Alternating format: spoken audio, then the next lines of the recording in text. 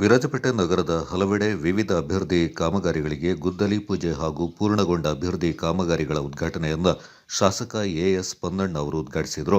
ಮೊದಲಿಗೆ ವಿರಾಜಪೇಟೆ ನಗರ ವ್ಯಾಪ್ತಿಯ ವಿಜಯನಗರ ನಿಯಾಜ್ ಅವರ ಮನೆಯ ಮುಂಭಾಗ ಮತ್ತು ವಿನು ಲಾಯರ್ ಮನೆಯ ಮುಂಭಾಗದ ಮನೆಯ ರಸ್ತೆ ಅಭಿವೃದ್ಧಿಗೆ ಚಾಲನೆ ನೀಡಿದರು. ವಿರಾಜಪೇಟೆ ನಗರ ವ್ಯಾಪ್ತಿಯ ನಿಸರ್ಗ ಬಡಾವಣೆಯ ಸಿಮೆಂಟ್ ರಸ್ತೆಯನ್ನು ಉದ್ಘಾಟಿಸಿದರು. ಬಳಿಕ ವಿರಾಜಪೇಟೆ ನಗರ ವ್ಯಾಪ್ತಿಯ ಕೆಎಸ್ಆರ್ಟಿಸಿ ಬಸ್ ನಿಲ್ದಾಣದ ಮುಂಭಾಗದ ಸಿಂಪಲೆಕ್ಸ್ ಹೋಟೆಲ್ ರಸ್ತೆ ನಿರ್ಮಾಣಕ್ಕೆ ಗುದ್ದಲಿ ಪೂಜೆಯನ್ನು ನೆರವೇರಿಸಿದರು.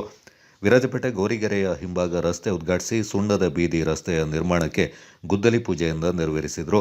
ಪುರಭವನದಲ್ಲಿ ನಡೆದ ಸಭಾ ಕಾರ್ಯಕ್ರಮದಲ್ಲಿ ಪರಿಶಿಷ್ಟ ಜಾತಿ ಮತ್ತು ಪರಿಶಿಷ್ಟ ಪಂಗಡದ ಉಪ ಯೋಜನೆ ಅಡಿಯಲ್ಲಿ ಡಾಕ್ಟರ್ ಬಿಆರ್ ಅಂಬೇಡ್ಕರ್ ಬಾಲಕರ ವಿದ್ಯಾರ್ಥಿ ನಿಲಯಕ್ಕೆ ಸಲಕರಣೆಯಿಂದ ಶಾಸಕರಾದ ಎಎಸ್ ಪೊನ್ನಣ್ಣ ಅವರು ವಿತರಣೆ ಮಾಡಿದರು. ಹಾಗೂ ಪರಿಶಿಷ್ಟ ಜಾತಿಯ ಫಲಾನುಭವಿಗಳಿಗೆ ಅಡುಗೆ ಅನಿಲ ವಿತರಣೆ ಮಾಡುವ ಕಾರ್ಯಕ್ರಮವನ್ನು ಶಾಸಕರು ನೆರವೇರಿಸಿದರು. ಈ ಸಂದರ್ಭ ಪುರಸಭೆ ಅಧ್ಯಕ್ಷೆ ದೇಚಮ್ಮ ಕಾಳಪ್ಪ, ಪುರಸಭೆ ಉಪಾಧ್ಯಕ್ಷೆ ಫಸೀಹಾ ತಬಸ್ಸುಂ, ಮುಖ್ಯಾಧಿಕಾರಿ ಚಂದ್ರಕುಮಾರ್, ಪುರಸಭೆಯ ಸದಸ್ಯರು ಮತ್ತಿತರ ಪ್ರಮುಖರು ಪಾಲ್ಗೊಂಡಿದ್ದರು.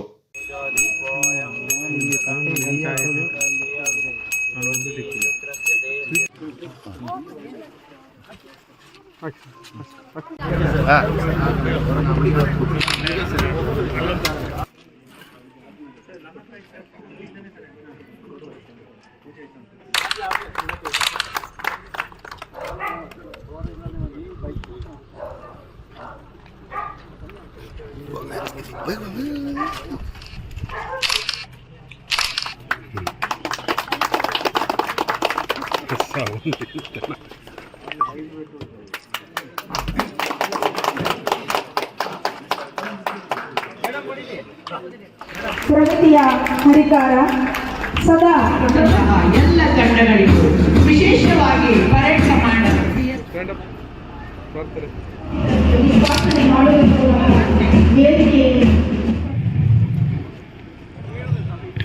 ಪರೇಡ್ ವೀಕ್ಷಣೆಗಾಗಿ ರಿಪಬ್ಲಿಕ್ ಆಫ್ ಇಂಡಿಯಾ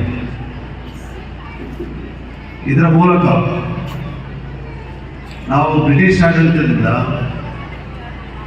ಪೂರ್ಣವಾಗಿ ಸ್ವತಂತ್ರವನ್ನು ಪಡೆದು ಅವರ ಆಡಳಿತ ಇದ್ದಂಥ ಸಂದರ್ಭದಲ್ಲಿ ಶಾಸನ ನಡೀತಾ ಇದ್ದಂಥ ಗವರ್ಮೆಂಟ್ ಆಫ್ ಇಂಡಿಯಾ ಆ್ಯಕ್ಟ್ 1935 ಇದರಿಂದ ಹೊರಬಂದು ನಮ್ಮ ದೇಶದ ಪ್ರಜೆಗಳು, ನಮ್ಮ ದೇಶದ ನಿವಾಸಿಗಳು ಸೇರಿ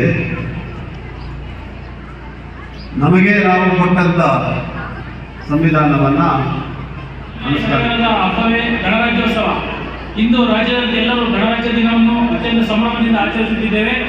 ಭಾರತ ಸಂವಿಧಾನವು 1949ನೇ ನವೆಂಬರ್ 26ರಂದು ಅಂಗೀಕಾರವಾಯಿತು. 1950ರ ಜನವರಿ 26ರಂದು ಭಾರತದಲ್ಲಿ ಸಂವಿಧಾನ ಜಾರಿಗೆ ಬಂದಿದೆ.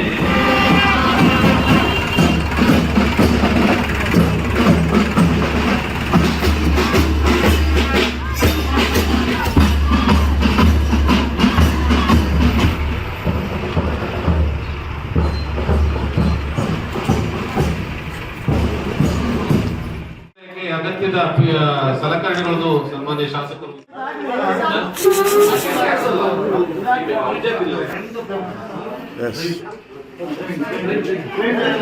ವರ್ಗದ ಅನುದಾನದಡಿ ವಾಹನ ಉಚಿತ ವಾಹನ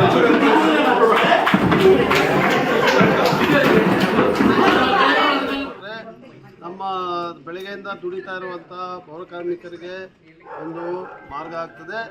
ನಗರವನ್ನು